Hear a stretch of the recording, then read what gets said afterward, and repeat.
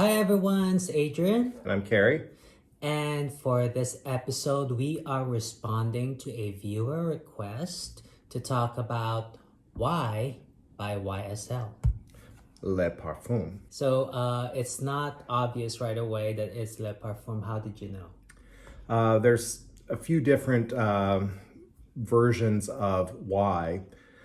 There's everything from an eau fraiche, which is kind of a cologne, a low strength, but you just sort of like splash and go for high heat situations, up through an eau de toilette, a eau de parfum, and then le parfum. This is the strongest concentration that they make. Oh, no wonder because I sprayed it on myself and I always wear whatever we're going to feature for a few days so I get intimate with it.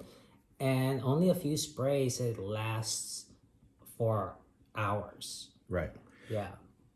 Yeah, the concentration is high, so one or two sprays will get a lot of the perfume oil on your skin and last for quite a while. However, it doesn't project as much as the eau de toilette.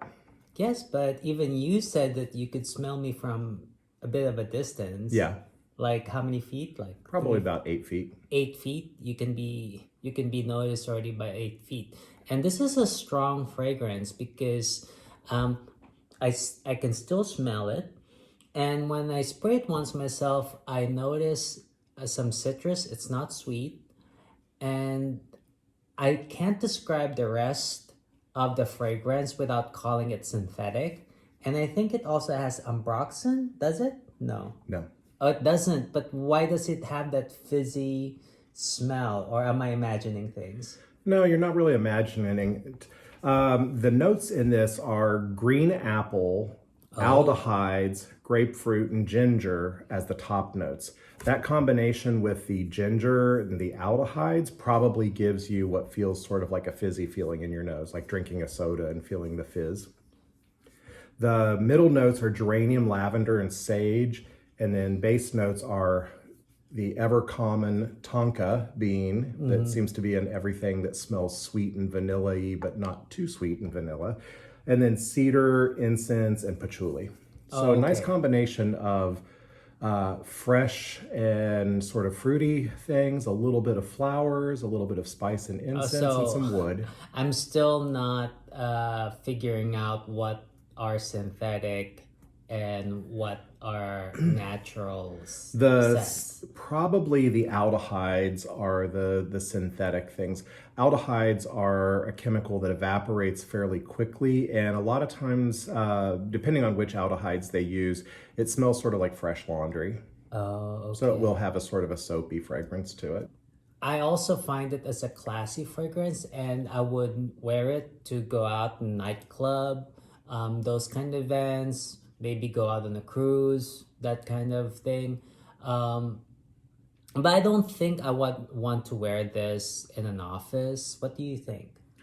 It depends. I guess it depends on what you like to smell like. I don't think of this so much as a clubbing fragrance, but the eau de toilette version of this certainly is, because it projects more, but it has less of the kind of sweeter, syrupy notes and stuff to it. Okay. All right. So why did they call it Why? Well, first of all, let's take a look at the bottle. On the front, you just see this nice, shiny black bottle that is a really big fingerprint magnet. But when you turn it to this side, if I can get it, you see there's a Y. Now, part of it could be that the fragrance comes from YSL, so that could be Y. But they say it's because they designed this for Generation Y, people born in the 1980s and 90s. And so I think it's probably just sort of a clever play on words of Y, YSL, and Y for Gen Y, because those are the people in the age group when they put this out that were probably in their 30s. 30s? But when did they put this out? 2020. 2020? 2021 was when this came out. Oh. The original line, though, the original Y line came out in about 2000, maybe 16. And it came out sort of as YSL's answer to Sauvage. Oh. This is the Le Parfum version of the YSL Blue line. So now I have a question. So the bottle itself is very attractive. You see the notch there. It'll catch attention if somebody sees this. Which is more expensive, the bottle or the content? Well, it's always a good question, and you never really can get an answer from the manufacturer. In this case, this is kind of a complex bottle because of the way that it has to have this indentation for the little Y there.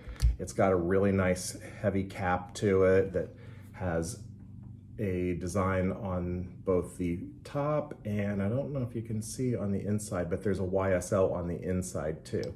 It's not a magnetic cap, it clicks in, but nonetheless, it's a sort of a pricey cap for it. So the bottle itself certainly cost them at least maybe $5 or so a pop for the bottle and the cap, or maybe close to 10.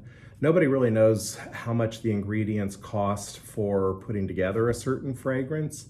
Some of the things are fairly common, like the tonka, cedar, patchouli. It's not like there's any shortage of those things.